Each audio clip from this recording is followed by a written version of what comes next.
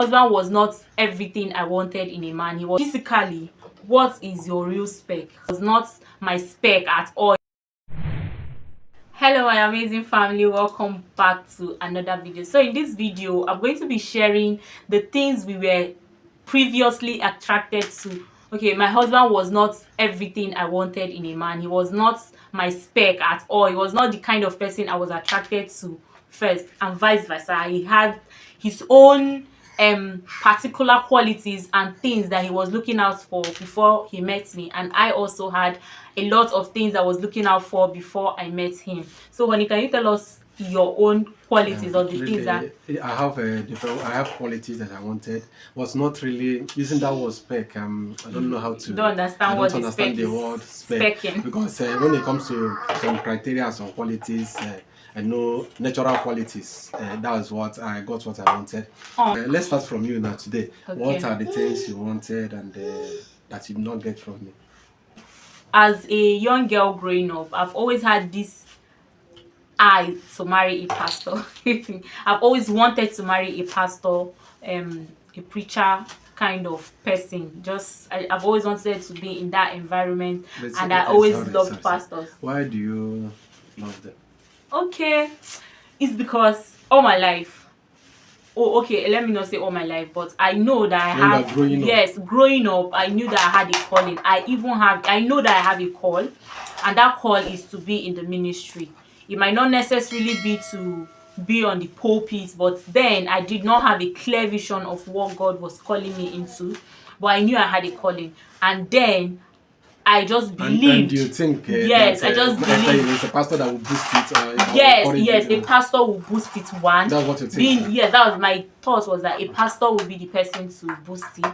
And then I've always been this kind of person that I want to be under a covering. I wanted a person to be the leader. Yes, why I support. I just wanted to be a support system. So I was believing in my heart that if I have a pastor as a husband, I will do well as a pastor's wife, moving his ministry forward. So that has always been like what I imagined in my head. And I was like, if I marry like maybe someone in other field, not give me a leveling ground. If I might say I want to go for a night vigil, and the person will be like, what are you going there to do? Because that person does not have the same vision as me. Have a program too. Yes, the person will just be like, or have anything. Yes, the person will not support. So that has always been my mindset. And moving forward, I was just like, the pastor would do the magic. And since my eyes is already on that ministry, your own ideal. Yes, that was my ideal mindset. That okay, the pastor was going to. And excuse me, we are all humans, really, Okay. and we have different traits. Before becoming that pastor, there is you. Before becoming that pastor, that pastor, all of us, we are all humans. Without that is just an authority, or maybe it's just a title. A title given to somebody. That who the person is will always showcase. Even later as a pastor, in life, you can even be that support net you want to be, and you want to grow. That pastor that you think that will also press you down, so that you don't want another person. Insecurity might make him not to even allow you to grow. But that was coming from a place of then you are still naive. Yes, naivety. So it was not like I had a full idea on what is going to happen in the future, because that was just my own imagination, and I was attracted to those kind of people because I was always in church, and those kind of people seemed like the righteous people, and they seemed like the people that are working towards your vision, and they were the people I was attracting at that point in my life. So that was like the number one thing. Then my husband was nowhere. That's what changed you. What changed me? So again, my husband was nowhere near that qualities. Even when I met him, he hardly even, like, I would say, are you crossover night? I'll be calling him, why are you not in church? He was like, leave me, I'm not a religious person. He keeps saying this. I mean, I just saw religion as you are not a churchy person. If you say you're not a religious person, it means you are not a Christian. So he will tell you, I'm not a religious person, I don't go to midnight prayer, I just come out and pray. Not that I don't go to, but I'm telling you that I'm not religious. I don't like somebody persuading me. Yes. I'm not religious, but I am a Christian. I love God. I serve God. But as for religion, this is how it's supposed to be. Yeah, this is how it's supposed to be. This is a culture, this is a landmark, this is how you should do. Anything that push me, anything that is always I don't. And as a child being in the church, like as a child in church, that was we had culture. You have to be in Bible study, you have to be in Sunday school, you have to be in this.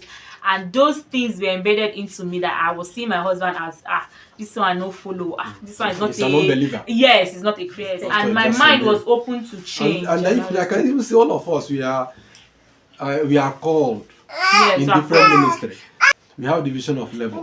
Depends on where your calling is. yes, there's division of labor in the ministry. Even some people are ushers, they're also called. There are some choristers, they're also called. Some are there to preach, they're also called. If one is lacking, the other one will also have divisions. Yes, the pastor cannot be on the pulpit and also be singing and also be doing crowd control work, or being at the car park to control people. Can't do all of them. We are serving. Yes, I only realized that now, and now that I know my calling better, I'm more open to my I'm more enlightened, and I know what my calling is actually. I now know that being in the ministry doesn't have to be you have to be a preacher person. Just an understanding spouse that will allow you to grow. Of course, and another thing, not somebody that wants to quench your somebody that have that insecurity. I don't want my wife to want my wife to be more than me. Yes, that's his voice to be heard more than me. Yeah, a woman should be inside. I want to be the jaga. Yeah, and honey, that was exactly what changed me, because when we were chatting, why all the period we were dating, you have always wanted me to be my best. Now it's just coming together to me. You have always wanted me to be my best. If I say I want to do law, the way my husband will support me, he will even start calling me lawyer. He will start telling me I will go and start looking for trouble so that you can start talking to the person. Like the way he wants me to be my best.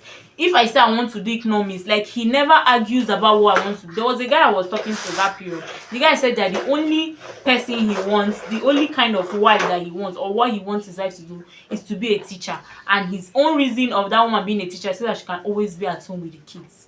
But my husband doesn't mind. Like, then I will see myself as a career woman, and then my husband is supporting me, because even through our chat, our conversation, our everything, he was always there supporting me. Anyone I just decide now in my head and say, oh, is this or not, that my head is crazy about me, he will not say don't do it. He'll say if you like it, go for it. So those things were part of the things that changed my mind. And with the way you kept on encouraging me to move forward, even in the things of God, you kept on pushing me. Like that time that I did not get my WAEC right, you kept on persuading me, go and write it again, go and write it again. Even when I wanted to go for college of education, my husband said don't go, because if you virtually go, they will say you have gone to school, and if you go there now, you will not enjoy it and you will not be as exposed as you want. But the other person that I had as friend will tell me, go to college of education, what are you looking for in life again? It's not just to be a teacher. But there's somebody that was pushing me to be my best. He was doing everything. Like, he was always, anytime I have anything academics or this, you are always supporting me to be my best. It began to open that necessarily you don't need a pastor to fulfill your dream. Even this person that is supporting you like this can move you to fulfill your dreams. Seriously. Okay, yours. No, which can I want to hear my second one when you're not. No, you wanted to say second. Then no. Now I changed my mind. Say your own. My wife is my spec. Let me use that word. She's my spec.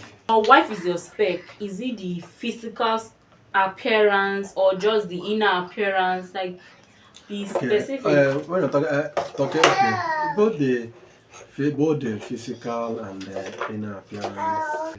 She's my spec, but nobody has it. That's 100%.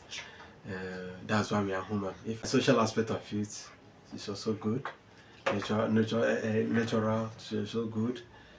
But I never imagined before to marry somebody that is in school, due to what I observed when I was in school, the attitude of girls. After my graduation, so I said no, I can never marry an undergraduate, due to what I observed in school, how girls do. It's better the person graduated, then you know who is who, if it's really your own or not. So due to what the attitude, you see married people misbehaving in school, you will see most of them how they act. So it's really discouraging. I wanted to ask something. Continue. I want to ask you something. What, like, you've never told me this. What is your real, like, before you met me, physically, what is your real spec? Like, what kind of girls are you attracted to? On a physical look. On a physical look, all of us, I just need an average and dark. Dark girl. Or So it chocolate, definitely be me. Yes, chocolate, it no, was really, definitely me. Yes. So you're using me now to describe your spec.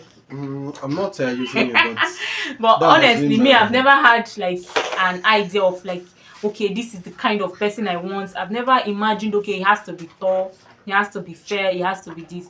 The only thing that I've imagined in my head is let the person be a pastor. Finish. not really that I imagine, but what I'm really attracted to. Yes, like when you Yes. look at your hair. Yes. If I see a fair person that is rude, I'm irritated. If I see a black person that is rude, I'm irritated. So I'm just attracted to people's inner mind than I'm attracted to their physical. Yes. So I'm not this kind of person that when I look at somebody, I'm like, this person is not fine at all. And because it's not fine, I'm not attracted to them. But I'm only seeing your heart. I see people's inside more. Your communication, how you treat others. That has always been my own inner attraction. I've never had like, okay, you have to be but I see people that say they want tall, dark, and handsome, but I don't even know what that means. My own attraction have always been be a good person. Who is this? Who you really are. So that is it for us. That was our own attraction. As time goes on, or as time went by, I dropped all my imagination of having a pastor as well as imagination of not marrying a girl in school. And here we are today, 5 years later, living happily ever after. See you guys in our next one.